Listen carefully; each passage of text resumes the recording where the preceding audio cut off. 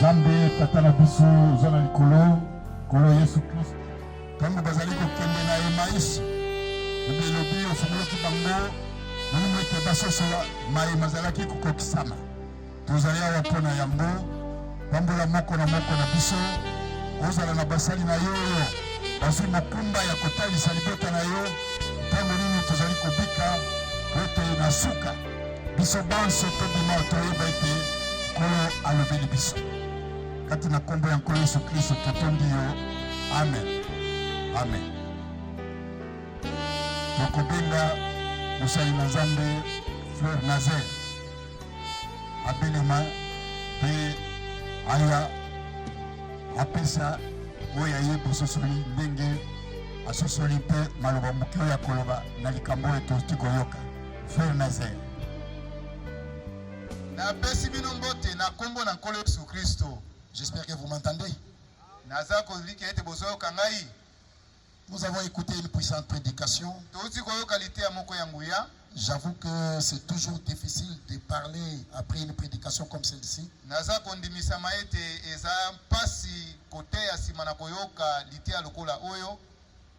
Excusez-moi. Je disais que j'avoue que c'est difficile de parler après une prédication comme celle-ci. Beaucoup de choses ont été dites, mais nous ne saurons pas vous prendre beaucoup de temps. Dans nos limites humaines, nous allons nous atteler sur ce que nous trouvons, ce que le Seigneur mettra dans nos cœurs. Et pour laisser la place à la suite de la réunion. Déjà, je remercie mon frère Abeli pour la pensée qu'il a eue. Que Dieu le bénisse. Qu'il bénisse la présence de chacun d'entre nous. 2015. Ça fait quand même 9 ans. Nous étions tous alors un tout petit peu jeunes. J'avoue que cette réunion jusqu'à la fin de ma vie, je ne l'oublierai jamais. J'ai eu le privilège, moi, le moindre de tous les frères,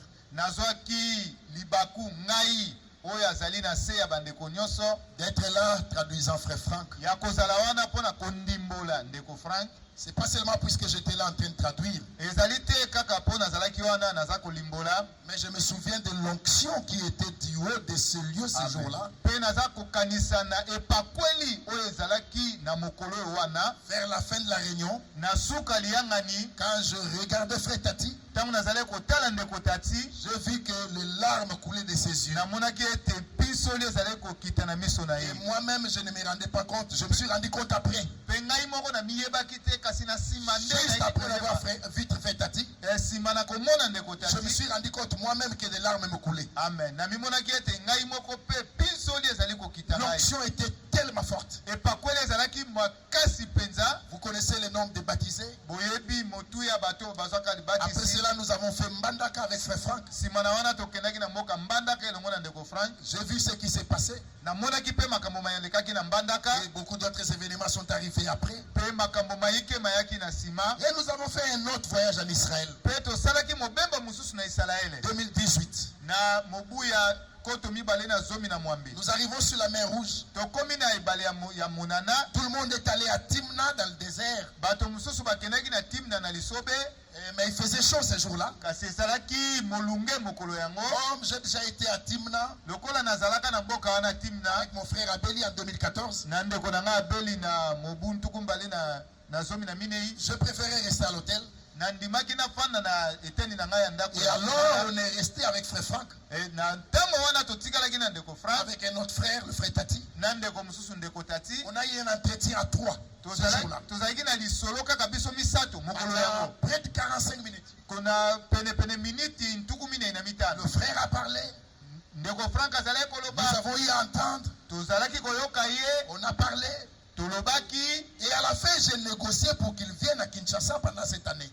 nasuka nasengaki ye ete aya na kisasa na bambula wana. Il m'a dit qu'il était d'accord Alobai na ngai iyo que j'ai choisi la saison. napona mokolo. Je lui ai dit au mois de juillet c'est mieux. Nabaki na ye na sanza ya sambo eza malamu. Et comme j'intervenais le premier pendant le culte du soir, Lokola nazalaki mutu aliboso ya koloba na ba mayanga ni ya pokwa. le frère m'a dit Ndeko alobaki na ngai demande au prédicateur du Congo de rester dans la salle. senga bate ya Congo batikala na kati na Afin que moi-même je leur donne l'information. ete ngai moko napesa bango sango yango. J'ai donné ce communiqué Napesaki pe sango et après le culte, pe nsima na liyangani il nous a demandé avec frère Tati asengaki ngai na ndeko Tati d'annuler cette réunion. ya tolongola linaka wana ya koyangana. Alors frère Tati lui dit, mes frères, tu as demandé? Il dit non, non, annulez ça. Ndeko Tati alobi kasi ndeko osengaki alobi te te bolongola yango. Alors c'est alors que j'ai dit au frère, la réunion est annulée. Nde na nsima wana nde nayebisi bandeko ete liyangani yango Chacun peut rentrer dans sa chambre. moko na moko azonga na eteni na C'est la kolala. conduite qu'il a eue. Ezalaki bokambami oyo Et azwaki 2019, na ete na mbula tuku mbale na zomi na nous libwa. entendons qu'il a mis fin au voyage. Toyoki ete asukisaki mibembo 2020, na mobu tuku mbale na le Covid est arrivé maladi ya covid eye avec sa grande bénédiction, na lipamboli na yango penza le retransmission. mate ya kozongelama. Pour ça, nous louons le Seigneur. Pona yango toza kokumisa nkolo. Laissez-moi vous rendre mon petit témoignage. Tika ngai napesa bino mwa litatoli na ngai ya moke. J'ai eu à cœur de prendre des anciennes prédications. Nazalaki na motema na ngai ya kozwa mateo oyo maleka ya kala. Bien avant que les retransmissions ne commencent. Liboso ete mate ya kozongelama ekota. J'avais fait une base de données de prédication de frère Franck. Nazwaki malakisi nyonso ya ndeko Frank oyo ya kala. Depuis 2007, Kobanda uta mobu tuku mbale na j'ai commencé à envoyer dans des téléphones de frères. nakomaki kotinda yango na batelefone ya Il bandeko. y a même un frère qui m'a dit, frère, tu remplis nos téléphones de fichiers. Eza na ndeko mosusu alobaki ndeko otondisi batelefone na biso na makambo oza kotinda. Mais quelques temps après, Me na mwa nsima bantango les retransmissions ont commencé. mate ya kozongelama Avec ebandi les prédications des années 80, na mateo ya mibu ya ntuku mwambe kuna dans lesquelles il y a des choses qui concernent notre préparation. kati na yango makambo makutami mayema azali kotalela kobongisama na biso. Que Dieu soit loué pour cela. Nzambe akumisama mpo na yango. Voilà pourquoi, bien mes frères et sœurs, tala na ntina na bandeko na mbali mpe basi je suis un témoin. nazali nzenzeneke. J'ai eu à voyager avec cet homme. nasala mibembo na moto wana J'ai eu à échanger avec lui. nasolola na ye Pendant plus de 15 ans, je suis entré dans son bureau.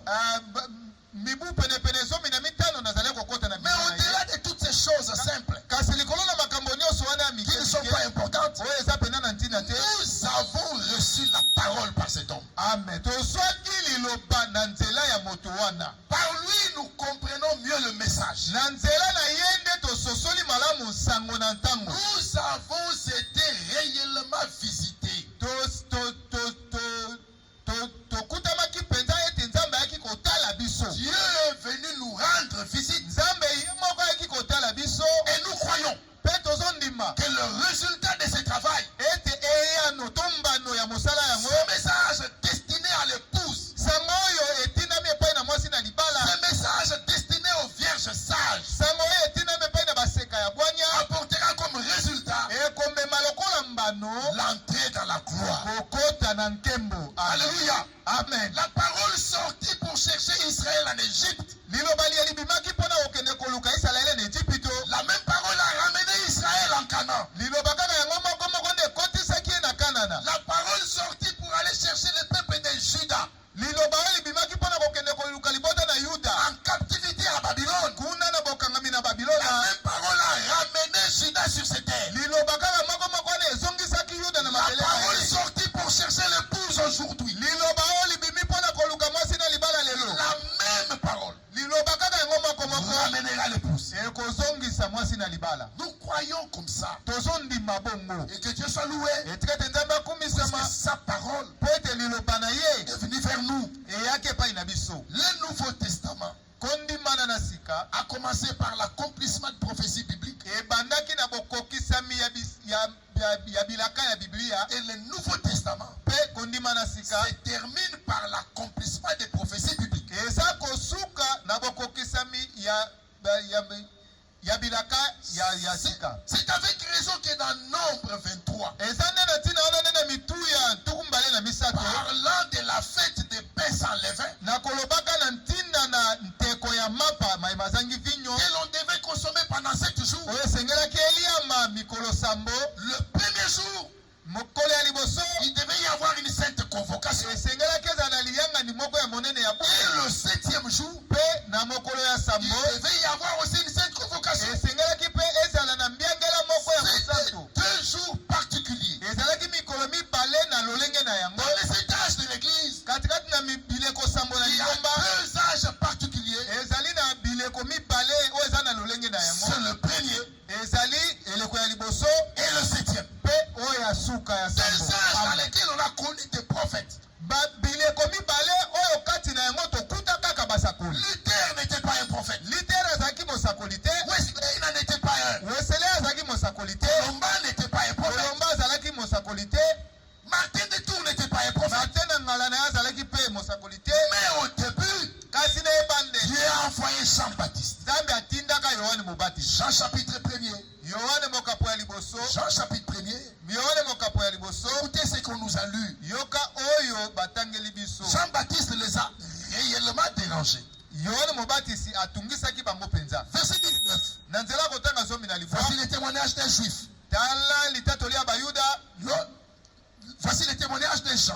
tala litatoli ya yohane Lorsque les juifs envoyèrent de Jérusalem ntango bayuda batindaki wuta des yerusalema sacrificateurs et des lévites banganga nzambe mpe balewi pour lui demander, mpo na kokende kotuna ye toi qui es-tu? yo ozali nani Il déclara, alobaki yango et pole sans restriction, akangaki maloba te il affirma andimisaki qu'il azolo n'était pas le Christ. ete azalaki kristo te Alléluia. amen Et on lui dit, mpe balobi na ye ils lui demandèrent, batuni ye quoi donc?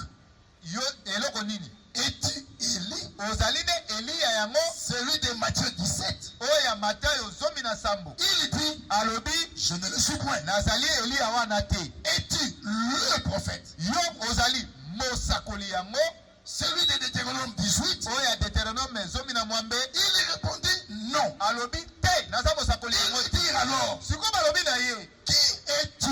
ozali mpenza nani Afin que nous donnions une réponse na ntina ete tokende kozongisa à yango ceux qui nous ont envoyés. epai na baye batindaki biso Que dis-tu de toi-même? oza koloba nini mpo na yo moko Et voici la réponse. mpe tala eya na yohane mobati Jean connaissait son nom. yohane ayebaki nkombo na ye Jean connaissait le nom de son père. yohane ayebaki nkombo ya tata na ye Jean connaissait le nom de sa mère. yohane ayebaki nkombo ya mama na Quand ye on lui pose la question, ntango batuni ye motuna qui es-tu? ozali nani Jean n'a pas dit, yohane alobaki te je suis Jean, naza yohane fils de Zacharie mwana ya et zakaria d'Élisabeth. to ya elizabeta Non, non. alobaki bongo Il n'a pas donné son nom. apesaki nkombo na ye te Jean a donné l'écriture yohane apesaki likomi qui le légitimait. oyo ezalaki kondimisa Qui ye es-tu? yo ozali nani Je suis Ésaïe 40, verset 3. alobi nazali isaya ntuku mine nzela kotanga Alléluia. amen Je suis la voix nazali mongongo de celui qui crie dans le désert. oyo azali konganga kati na lisobe Est-ce que cela leur a servi? yango epesaki bango endimisaki bango mpenza Ceux qui ont posé la question, baoyo batunaki motuna quand bien même on leur a donné la réponse, atako bapesaki bango eyano que ça a été utile à eux. ezalaki na litomba mpenza epai na bango Nous disons non. tozoloba te Car là, l'élection se décide. na ngambo wana nde koponama eza kotiama na mosala Seuls les élus, longola kaka baponami seuls ceux que Dieu a connus d'avance, longola kaka baenzambe ayebaka liboso reconnaissent la parole de l'heure. bango nde basosolaka liloba na La eleko visitation, koya kotala l'action de l'esprit mosala ya molimo et même les instructions divines. mpe atako lolenge mitindo ya lola Alléluia. amen Et je le répète, frère, mpe naza kozongela yango seuls ndeko ceux que Dieu a connus d'avance longola kaka baye nzambe ayeba ruta na reconnaissent ebandeli la parole de l'heure. bango nde bayebaka liloba na eleko Ils reconnaissent la visitation, baza koyeba mokolo ya kotalama l'action de Dieu en leur temps, mosala na nzambe na bangonga na yango même les instruments mpe na bisalelo que Dieu utilise oyo nzambe asalelaka pour leur bénédiction. mpo na lipamboli na bango Alléluia. amen Et ils ne versent pas dans l'incrédulité. bango bakotaka na motema Ils ekenzi sont te sur les traces Amen. Qui es-tu? Ozali nani? Je suis Ésaïe 40. Nazali Isaya ntuku na mine. Ça nous fait comprendre, frère, Eza kososolisa biso boyende. qu'il y a des prophètes. Ezali na basakoli. Il y a des prophètes promis. Pe eza na basakoli bayebalakama.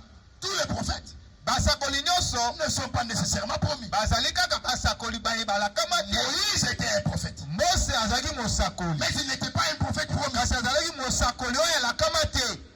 Esaïe était un prophète. Isaya azalaki mosakoli. Un grand.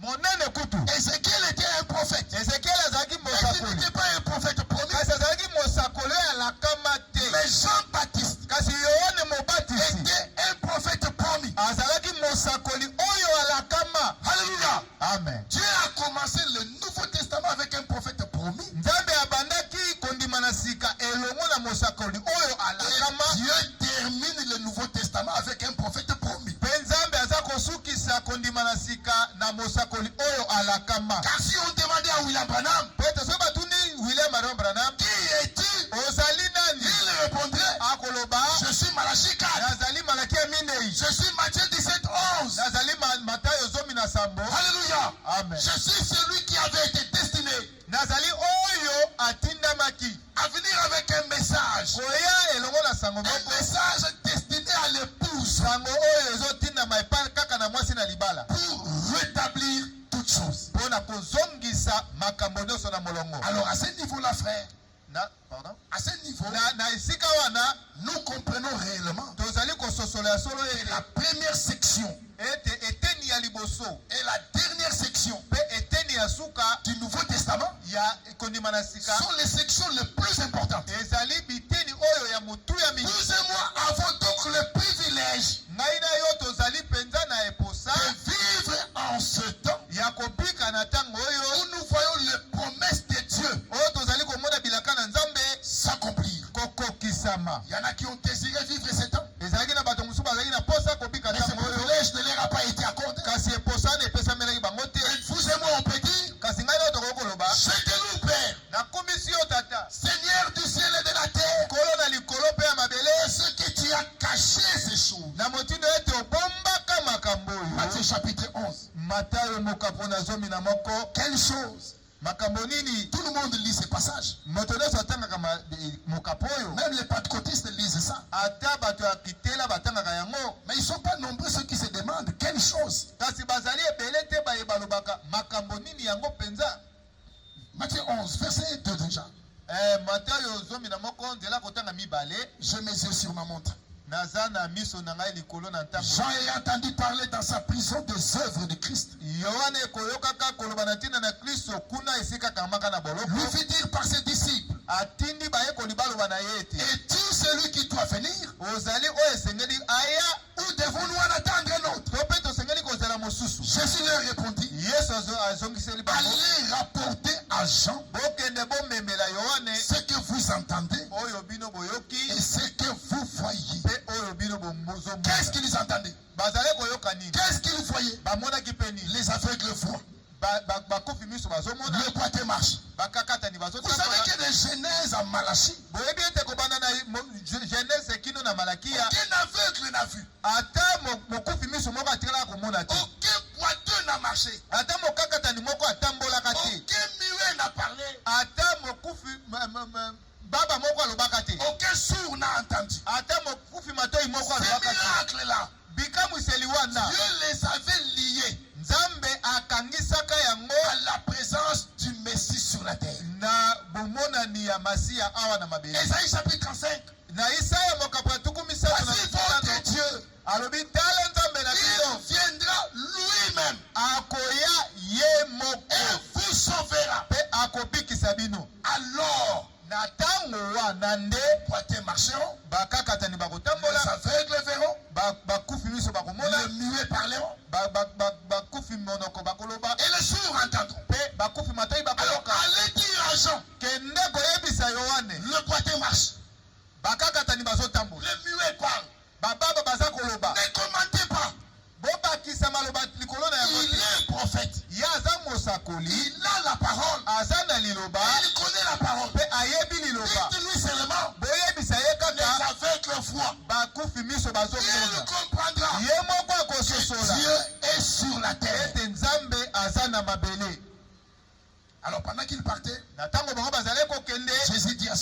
là? Yesu alobi na baye bazalaki wana. Qu'êtes-vous allé voir? Bokende kotala nini? Un homme vêtu de vêtements précieux. Mobali moko alati bilamba lokumu. Qu'êtes-vous donc allé voir? Bokende kotala penza nini? Un prophète. Mosakoli. Oui, vous dis. Alobi iyo ya Et solo. plus qu'un prophète. Aleki ata Car mosakoli. de tous ceux qui sont nés des femmes, Poete na baye baso babotama na il basi. n'en a pas paru de plus grand. Emona na kamu ya monene tie. C'est celui dont il est écrit. Yezali na tina na yende ekomama. Voici, j'envoie mon messager devant ta face. Tala naza kotinda mosakoli na nga liboso na yo. C'est le verset 10. Wana eza na Jésus a pris Jean. Yesu akamataki Yohane. Il l'a placé dans l'écriture. Atiaki ye kati na likomi. Alors il peut dire, Akoki koloba je te loue nakumisi de ce que ces choses, ete na makambo oyo tu les as cachées obombaki yango aux sages et aux intelligents, epai na bato abwani mpe na bato ya mayele révélé kasi otalisi yango aux enfants. epai na bana. Nous avons reçu un prophète promis. Toyambaki mosakoli oyo alakama. Dieu nous rend capable Nzambe azopesa biso makoki de prendre ces prophètes promis ya kokamata et mosakoli wana de les alakama situer dans l'écriture. mpe kokotisa ye kovandisa ye kotalisa Nous ye kati na avons likomi. reçu un ministère d'enseignement promis. Tozwaki mosala ya kolakisama oyo elakama. Celui de Matthieu 24, 45 à 47. Ya Matthieu 24, 45 à 47. Et Dieu nous rend capable Mpe Nzambe apesi de biso prendre ce makoki ministère, ya kokamata mosala de le wana placer dans l'écriture mpe kotia yango kati na et de makoki dire, mpe koloba je te loue, Père, nakumisi yo de ce tata que ces choses. na ntina ete makambo oyo Frères bien-aimés, bandeko balingami la première et la dernière section, eteni ya liboso mpe eteni ya suka à la chambre haute, kuna na eteni ya ndako ya likolo il n'y avait pas trois sortes de croyants. ezalaki na lolenge misato ya bandimi te. Il n'y avait que de croyants. ezalaki kaka Et na ils ont bandimi tous été baptisés du Saint-Esprit. mpe bango nyonso babatisamaka na molimo Là où mosantu. nous allons, esika oyo tozali kokende très bientôt, kala mingi te il y aura plus trois sortes de croyants. ekozala na lolenge misato ya Il bandimi n'y te. aura que de croyants. ekozala kaka na bandimi. Amen. Amen. Alléluia. Amen. Voilà pourquoi l'exemple a toujours été pris sur Abraham. tala nde na ntina wana ndakisa ezwamaka kaka epa na abala ya Romains chapitre 15. baloma mokapo ya 15. Abraham crut. abala ya ma andimaki. Bien-aimés frères et sœurs, bandeko na ngai balinga mibali mpe basi regardez. tala D'abord le chapitre 4. tobanda nanu na mokapo ya minei. Dans Romains 4, na baloma mokapo ya minei il est écrit ceci. ekomami boye Verset 20. na nzela kotaka tuku Il ne doutant point par incrédulité, abetaki tembe te na kozanga kondima mais il fut fortifié par la foi, kasi akembisamaki na nzela ya kondima donnant gloire à Dieu kopesaka nkembo epai na et nzambe ayant la pleine conviction mpe kondimisamaka na motema que mobimba ce que Dieu promet, ete oyo nzambe alaka. Alléluia, Alléluia. Amen. il peut aussi l'accomplir. akoki mpe kokokisa yango. Bien-aimés frères et sœurs, balingo na ngai baninga mibali mpe Dieu basi ne peut pas dire une chose nzambe akoki koloba likambo moko s'il n'est te pas capable de l'accomplir. soki aza na makoki ya kokokisa yango. Si Dieu promet, soki nzambe apesi c'est elaka qu'il peut accomplir. elingi koloba aza na makoki C'est comme ya cela vous verrez kokokisa dans l'écriture. nde na ntina oyo okuta na likomi Et dans Hébreux chapitre 6, kuna na bayebele mokapo ya il motema a été dit clairement, elobami kuna polele il y a ete deux choses immuables eza na makambo mibale mayeba dans koki lesquelles kobongwa il na était te possible à Dieu de mentir. oyo ezali epesi nzambe ata makoki te ya kokosa. Le serment ezali ndai et la promesse. mpe elaka. Deux choses immuables. makambo mibale wana Quand Dieu jure, ntango nzambe soki nzambe alapi ndai quand Dieu promet, soki nzambe apesi elaka nous avons la pleine conviction. tozali na kondimisama ya makasi. Même au Amen. sujet de l'achèvement, atako na ntina na kosukisa mosala même au sujet de la transmutation de corps, ata na ntina etaleli kobongwana ya même banzoto au sujet de l'enlèvement, atako na ntina ya konetolama puisqu'il a promis, lokola ye apesa elaka nous croyons. tozondima. Alléluia. Amen. Nous croyons tozondima yango qu'il peut aussi accomplir. ete aza na makoki ya kokokisa yango. Voilà pourquoi nous ne versons pas dans l'incrédulité. tala na ntina wana biso tokangamaka na motema ekenzele. L'incrédulité rend fou. motema ekenze ekomisaka moto liboma. L'incrédulité est une insulte motema ekenze eza nde kofinga devant Dieu. liboso na nzambe. C'est comme si tu soufflais Dieu au visage. eza lokola opozobeta nzambe mbata. Mais la foi kasi kondima amènera l'homme de passer de la foi à la réalité. ekomema moto alongwa na kondima amona likambo Les yango na épreuves boye. sont là. bimekeli ezali wana Elles seront là. ekozala mpe kaka Les wana difficultés sont là. mabapasi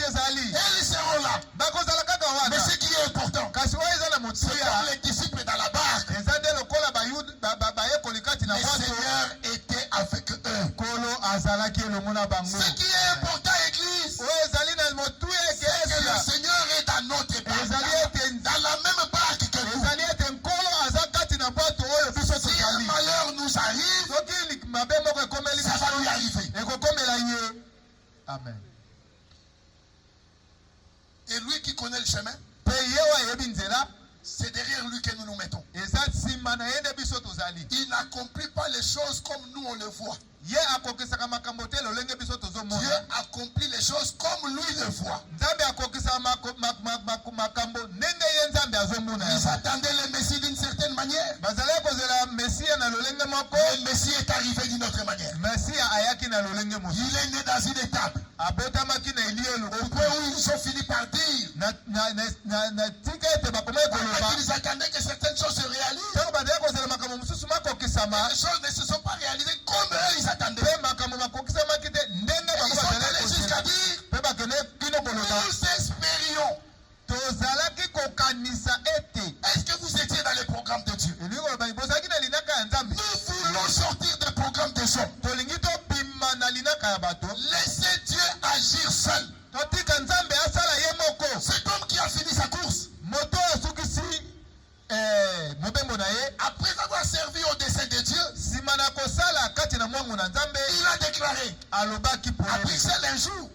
Pardon? À Bruxelles un jour. Na Bruxelles kuna mukolo Je moko. prêche la parole. Alobi nazoteya liloba. Je distribue la nourriture. Naza kokabola biloba. Dieu s'occupe du reste. Nzambe mokumba etikali eza ya Nzambe. Effectivement, bien mes frères et sœurs, Nati ya solo pena bande kuna la chèvre c'est entre le maître du Seigneur. bosukisami ya mosala eza na maboko ya nkolo. Laissez-moi commencer à chuter par ceci. Tika ngai nakende kosuka na likambo oyo. Hébreux chapitre 3 d'abord. Bayebele mokapo ya misato liboso. Verset 12. Na nzela kotenga zomi na mbali. Prenez garde, frères, Bokeba bandeko.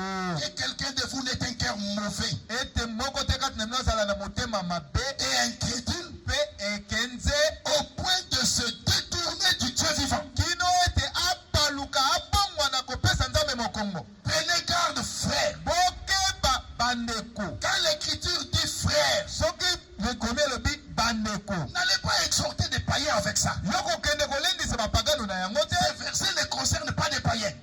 Mokapo wana etaleli bapagano te. Car un païen ne peut pas se détourner du Dieu vivant. Po ete mopagano akoki kopesa Nzambe mokongo te. Puisqu'il ne s'est jamais tourné vers le Dieu Po vivant. ete atikala kotala kopusa na pene na Nzambe. Mais c'est à vous et moi. Ezali nde epai na ngai na Nous yo. sommes tournés vers le Dieu vivant. Oyo tolobi ete tobaluka epai na C'est à Nzambe vous que Dieu nous dit. ezali na biso nde Nzambe aza koloba. Prenez garde Bokeba que quelqu'un n'ait un cœur mauvais incrédule. ete moto moko te aza na motema mabe Au point pe de se détourner kino ete apesa Nzambe mokongo du Dieu vivant. na Nzambe na bomoi. Et les résultats, comme vous pouvez lire chez vous, Pe mbanu lolenge bokende otala epai na bino on a vu tomonaki que l'incrédulité a empêché l'accès. ete motema ekenze epekisaki bokoti. Et parmi ceux qui ne sont pas entrés, Pe na kati na bato bakotaki te il y a Bethsalaël, eza na mobali moko kombo il y Besalael, a Oliab, eza na mobali moko kombo qui ont Oliab. construit les tabernacles. Baye batongaki mongombo Et mpenza que Dieu a recommandé lui-même à Moïse. oyo Nzambe ye moko apesaki bango epai ya Mose. Et Yahvé dit à Moïse, Pe alobaki na je Mose, te recommande Bethsalaël, napesi yo Besalaele, Oliab. napesi yo J'ai Oliab, placé mon intelligence en eux. natie mayele na nga kati Ils na vont bango, t'aider dans des ouvrages. bakosunga yo na mosala. Malgré ça, Atako bongo ils ne sont pas entrés. bakotaki te. Ela C'est là qu'on peut s'arrêter oui, et se dire, bato bateme mpe koloba alors qui entrera? nani yango akokota.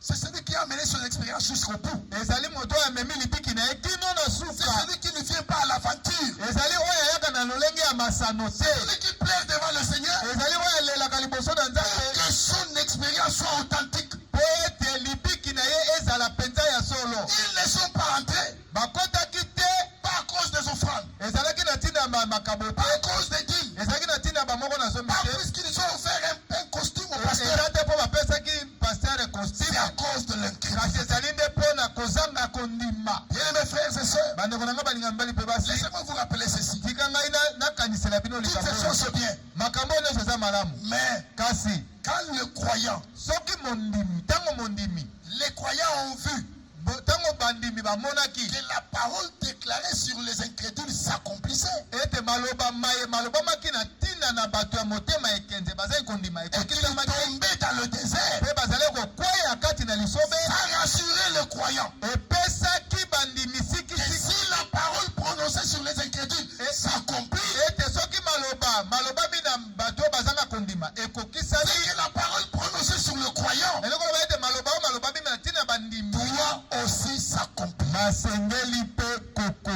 kokisama. Que ceux qui le croient disent Amen. Bao bazandi mango baloba amen. Ah oui, bien aimés frères et sœurs. Oui, bandeko na ngamba lipe Tout basi. ce que nous voyons sur le monde, Ono so tuzali komona leo na c'est mokili. la parole qui s'accomplit. Ezane liloba neza Si kokisama. cette parole s'accomplit, Soki liloba neza kokisama. nous attendons. Tozozela. Nous ne fabriquons rien. Tozo tule eloko moko Nous ne te. créons rien. Tozokela pe eloko Mais moko te. celui qui a commencé Kasi oyo abandaki cette bonne œuvre osala malamu oyo à chacun de nous, na katikati na moko na biso nous croyons toza kondima qu'il l'amènera ete akomema yango à l'achèvement. kino na kosukisa. Merci au Seigneur Merci matonde epai na pour nkolo le message. mpo na sango. Merci au Seigneur Matonde epai na nkolo pour ces hommes à lui. mpo na basali na ye wana. Merci pour William Branham. Matondi nkolo mpo na ndeko Branham. Merci pour Ewald de France. Matondi nkolo mpo na Ewald de France. Merci pour des ministres Matondi nkolo mpo na basali ya nzambe qui restent dans la chose. bao bazotikala kati na likambo. C'est capital. Eza na motu ya mingi. Comme je l'ai dit ça à des amis, Lokola nazali kolepa na baninga frère Franck est parti. ndeko Frank akei Moi, je suis en deuil. ngai naza na matanga Et je leur ai dit, mpe na bai na bango je n'ai pas le temps d'aller discuter sur Internet. naza na ntango ya kokende kolobaka na bainternet Sur te tous les débats que je vois, na makambo nyonso nazali komona retransmission, baretransmission Ceci et cela. boye na boye je n'ai pas ce temps-là. naza na ntango wana te. Ils ont pleuré Moïse balelaki Mose pendant 30 jours. na mikolo ntuku misato mokili. Deutéronome chapitre 32, je crois. Deutéronome chapitre 30. Ils ont pleuré Aaron balelaki Arona pendant 30 jours. mikolo Nombre chapitre 20. misato nombre 20. Ils ont pleuré Étienne balelaka Etienne à grand bruit. na konganga À makasi ses apôtres chapitre 2. na misala bato makuna Péro et Wald de France. biso tozolela ndeko Frank Car nous connaissons pete toyebi l'importance du mandat ntina ya lotomo que cet homme a reçu oyo moto wana yambaki pour la préparation de l'époux. mpona kobongisama ya mwasi na libala. Et lors de sa dernière prédication à Montréal, mpe ntango na litene ya suka na Montréal il dit, alobi Matthieu 25, 10, Matayo ntuku mbale na mitano zomi mérite d'être cité basengeli elobamba dans lisusu chaque réunion. na bayanganelo nyonso. Celles qui furent prêtes baye babongisamaki entrèrent. bango nde bakutaki. Alléluia. Amen. Vous savez, frère, boyebi bandeko il faut que je vous libère. esengeli natika bino.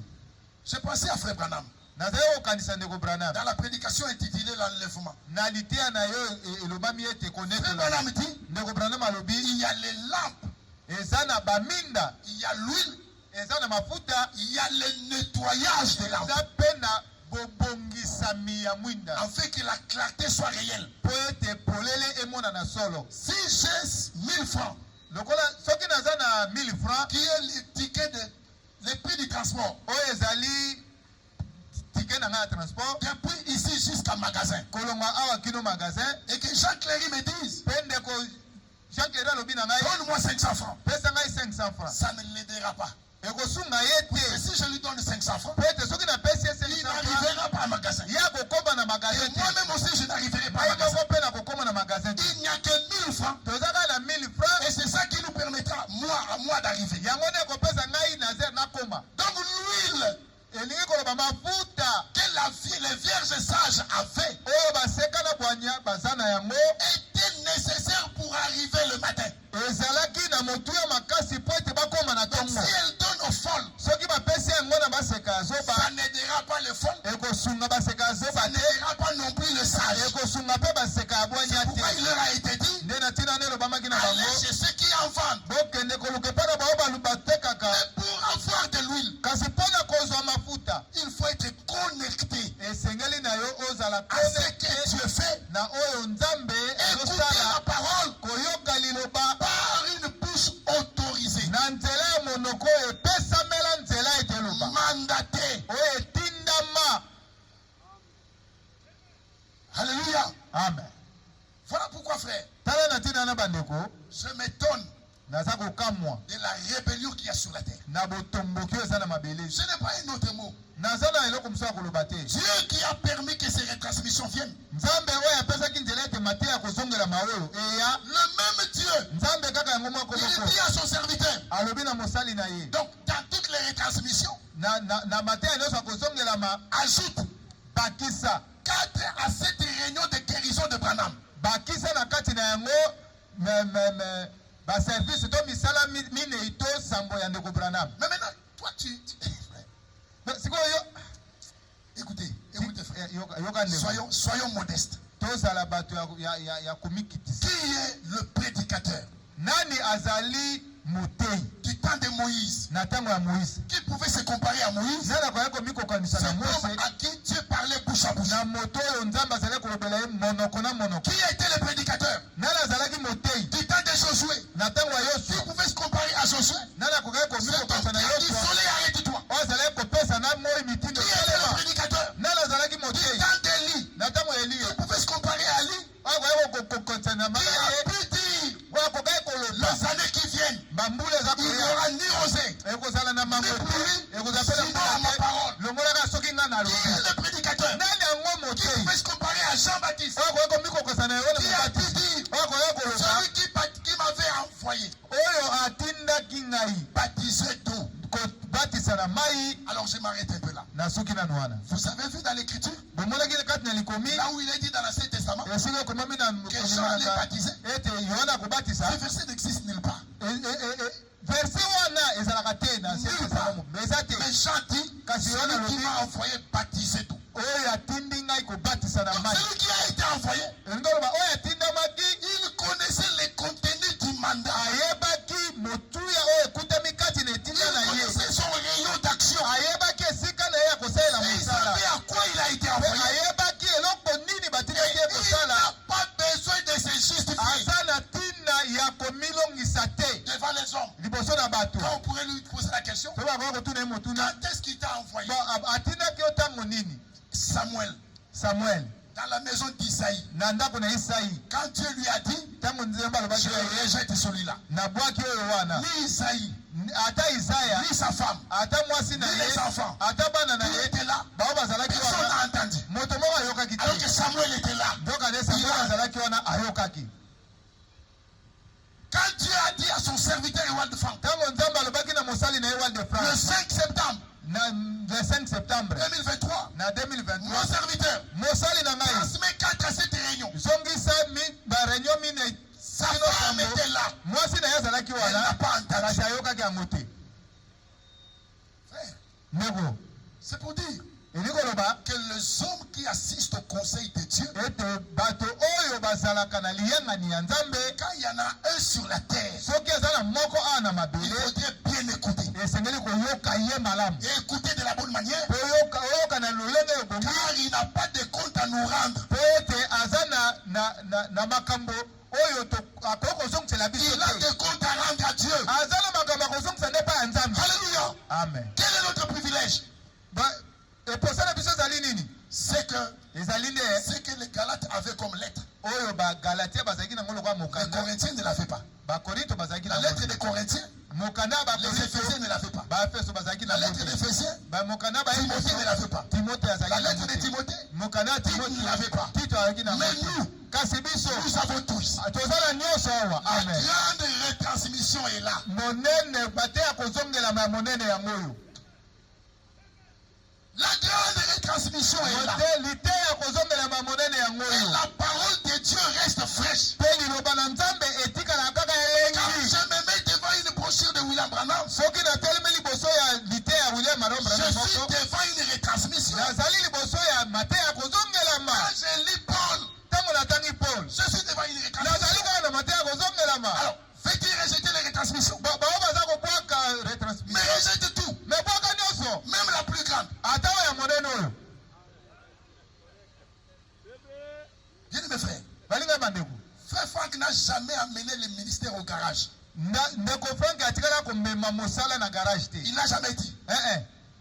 Et nous ne le disons pas. mpe biso mpe tokoloba yango Car te. si je suis debout là, pete soki te ngai c'est natelemi parce awa que j'ai un ministère. eza nde mpo na nsala mosala Par la ya grâce de koteya Dieu. na ngolu ya nzambe. Mais un ministère kasi mosala ya n'a koteya pas de valeur sans mandat. ezali na litomba te soki lizwa lotombo te. Tu travailles sous quel mandat? ozosala na lotombo Car il nini. y en a un que Dieu a appelé po ete eza na moko oyo nzambe et que abenga Dieu a envoyé. mpe nzambe atinda, Et c'est avec lui qu'il faut travailler. mpe eza na elongo na ye nde yo esengeli osala na ye elongo. Et Paul dit à Timothée, mpe Paul alobi epai na ce Timotheo, que tu as entendu de moi, oyo yo oyokaki nde epai na nga Paulo, confie-le kamata yango epesa yango babeli à des hommes fidèles. bato ya sembo Et là, bango bato ils ne sont wana pas appelés à les confier à d'autres. bango batinami te bapesa yango mpona bato mosusu C'est pour l'enseigner à d'autres. ezali nde mpo balakisa yango mpona Celui qui mosusu écoutait les hommes fidèles, baoyo azoyoka bato ya sembo il écoutait Timothée. bazoyoka timote Celui qui écoutait Timothée, po azali koyoka timote il écoutait Paul. azali koyoka polo mbala Celui qui moko écoutait Paul, po azali koyoka polo il écoutait Dieu. azali koyoka nzambe Alors si nous écoutons tous Dieu, soki biso nyonso tozoyoka il y a nzambe deux résultats. eza na mbano mibale Nous aurons le même langage, tokozala na elobeli moko nous marcherons au même pas. mpe tokotambola na lokolo moko. Amen. C'est ça. Dites amen à ça. Amen. Regardez la beauté du défilé coréen. tala nanu lolenge défilé ya bato ya kore basalaka. Comment les pas des militaires sont synchronisés. tala ndenge etamboli ya basoda wana ndenge itiama na C'est parce qu'il y molongo a un même ordre. ezali kaka po eza na motima moko mpe mongongo kaka moko Pour que l'épouse po ete mwasi na libala marche du même pas. atambola na Nous lokolo moko devons écouter la même parole. esengeli toyoka liloba kaka moko. Amen. C'est ça. Et la marche mpe kotambola sera synchronisée. ekozala na molongo Que l'on soit sans fil, ezala na sans fil que l'on soit à Bumbu etozala na bumbu ou dans n'importe quel autre, tozala wapi na bwende kuna le même Seigneur, ekozala nkoko moko la même parole, liloba kaka la moko même orientation. motindo kaka moko Et j'irai plus loin. mpe nakende mosika Sous le même ordre. na lotomo kaka moko. Vraiment. Est-ce qu'on doit discuter sur ça? likolo wana tokokobeta tembe Nous, on n'a pas le temps. toza na ntina wana toza na ntango wana te ndeko Je dois vous libérer, laissez-moi terminer. Nous, on n'a pas le temps. elinga natika bino sikanga na J'ai sisi même besoin du temps pour moi-même. naza nde napoza na ntango mpo na nga moko On n'a plus ce temps-là. toza na ntina wana te Là où nous allons, esika tozokende ça va faire comme ça. ekosala boye C'est inévitable. wana mwaye ya koboya yango eza te. Déjà, ceux qui avaient des ambitions kotalelaka baye bazalaki na makanisi moko boye et qui s'est caché oyo bazali kobombana du vivant de Frère Franck, ntango ndeko frank azalaki na on bomoi commence à les voir tobandi sortir. komona bango kobona kobima polele na kobatama na bango. Amen. On commence à voir. tobandi komona Ça va faire comme ça. ekosala boye Seuls les élus kaka baponami garderont l'orientation. bango nde bakobatela Et kotamwisama les prédicateurs mpe batei qui puiseront dans ces riches dépôts baoyo bakozwa bile euta na depo ya makitoko oyo seront plus utiles au peuple. bango nde bakozala na ntinda na litomba epai na libota. Et là, lui-même, Frère Franck dira, mpe kuna ye moko ndeko frank Frère akoloba Branham n'avait pas reçu un ministère. soki ndeko brandam azwaka ministère Je n'avais pas recevoir un ministère. azolenga nazwa ministère Nous aussi, nous disons, biso mpe si tokoloba Frère Franck n'avait pas reçu un soki ministère, ndeko frank azalaka na ministère te nous aussi. biso mpe tongo On n'avait tozala pas na fait un ministère. amen. Mais gloire soit rendue à Dieu, me lokumu ezonga epai na c'est qui nzambe nous a donné le privilège oyo apesa biso libaku de vivre dans ces temps ya kobika na ntango oyo et de voir. mpe ya komona Le dernier verset est le suivant. molongo ya suka ya kotanga yango oyo Josué, mokanda na yoshua chapitre 24. mokapo ya tuku mibale na minei. Josué, chapitre 24. yoshua mokapo ya tuku mibale na minei. Lisons et terminons, frère. totanga mpe tosuka wana Que dit l'Écriture? likomi elobi nini? La Bible dit ceci. likomi elobi Verset Bible elobi 29. boye nzela kotanga tuku mibale na Après ces minei. choses, nsima na makambo oyo Josué, fils de Nun, yosua mwana na nuni serviteur de l'Éternel, mosali yango ya yawe mourut akufaki âgé de 110 ans. na mbula monkama na zomi. On l'ensevelit bakundaki ye dans les territoires qu'il avait eu en partage, na bisika oyo bapesaki ye lokwa libula à Timnath Sérak, na timnat serak dans la montagne d'Ephraïm, na ngomba na efraimi au nord de la montagne de Gash. na bimelo na likolo na ngomba ya kasha. Prêtez attention au verset 31. tayoka sikoyo molongo ya tuku Israël isalaele servit le Seigneur basalelaki yawe pendant toute la vie de Josué na bolai nyonso ya bomoi na yoshua et pendant toute la vie mpe na bolai nyonso ya bomoi ya des yoshua anciens ya bampaka qui survécurent à Josué. baoyo bazalaki elongo na yoshua Baye batikalaki na bomoi ekufaki Yoshua. baye batikalaki na bomoi awa ekufaki Qui yoshua survécurent Josué. baye batikalaki na bomoi awa Pas ekufaki seulement qui yoshua survécurent Josué, ezalaki kaka te batika na bomoi mais ekufaki qui yoshua connaissaient kasi bao bayebaki tout ce que l'Éternel avait fait oyo nyonso yawe asalaki en faveur d'Israël. Israël. natina na Israeli. Dites amen à ça. Bolo ba amen na yango. Josué mourit. Yosua kufi, On a pleuré au Josué. balelaki Yosua, On a enterré Josué. bakundaki Yosua. Mais regardez là où le Seigneur met l'accent. Mais tala esika oyo Nzambe atie mokolo to. Pas sur les prédicateurs. Eza likolo ya batei te.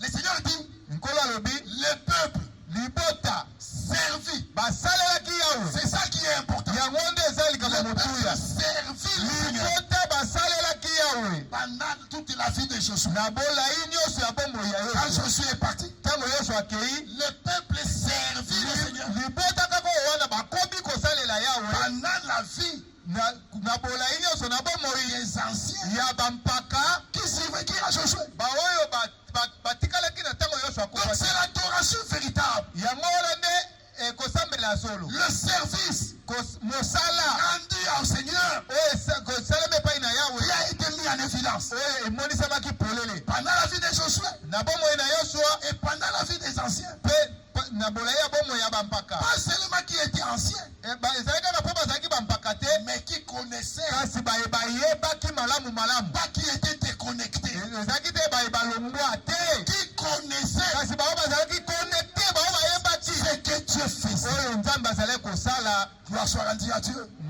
Lokumu ezonga epai na Nzambe. Dieu a commencé, Nzambe abandaki, Dieu achèvera. mpe Nzambe Que akosukisa. ceux qui le croient disent Amen. Bao bazondima ngo Ils disent Alléluia. baloba aleluya, Ils disent gloire à Dieu. baloba nkembo na yawe. Maranatha. Maranatha. Nous avons commencé Tobandaki avec le Seigneur. na nkolo Disons, elongo il a commencé. toloba ete Il nous a abandaki intégrés dans l'affaire. akotisi biso kati na likambo na ye. Maintenant, Mpe sikoyo nous sentons l'odeur du pays. tozoyoka nsolo ya mboka yango. Nous sentons. Tozoyoka nsolo Nous ya sentons. mboka. Tozoyoka nsolo Est-ce ya que vous le sentez? mboka. Tozoyoka yango. Est-ce que vous le sentez? Tozoyoka yango. Est-ce que vous entendez Tozoyoka les bruits qui annoncent la pluie?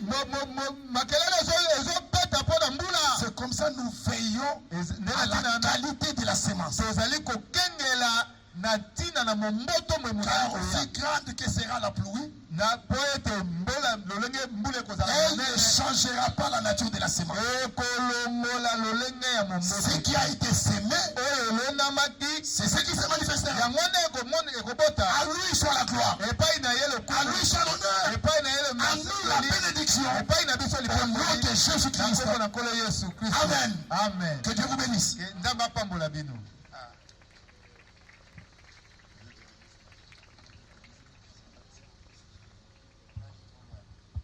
Nous demandons à l'Assemblée de s'élever. Nous allons adorer. Tosengi losambo botelema po ete tokoba na kokumisa. Yeswa koya, Alléluia. Yeswa koya, Alléluia. Yeswa koya, Alléluia.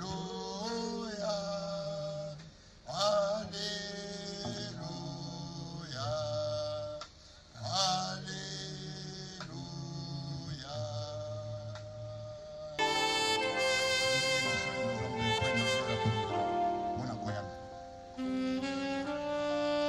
Nzambe tata na biso za likolo.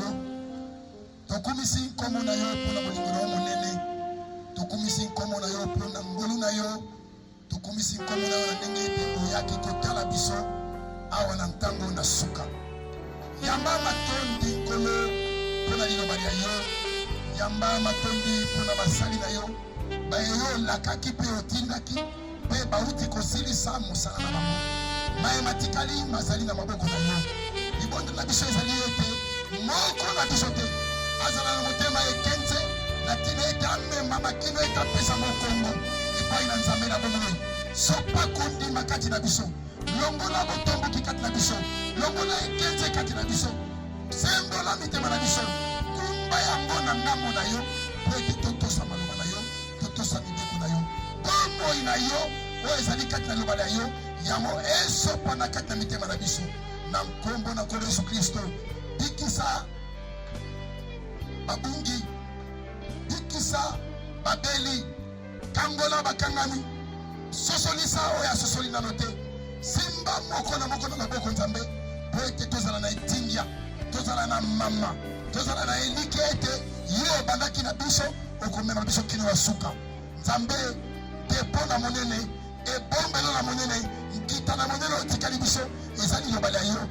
Tika ete toyumela onte na yango, toyumela kati na liloba kino ete okoya kozwa biso. Sonda motema na moko na biso, tala ete soki ezali eloko na mabe Nzambe pikola yango, kasi tika ete oyo ezali conforme na liloba na yo, yango ezala kati na biso. Pambola baongo na yo, pambola libota na yo, pesa eyano na bamposa ya motema ya moko na moko, pambola na bokobi na mayangani, na nkombo na nkolo Yesu Kristo nde tobondeli boye. Amen.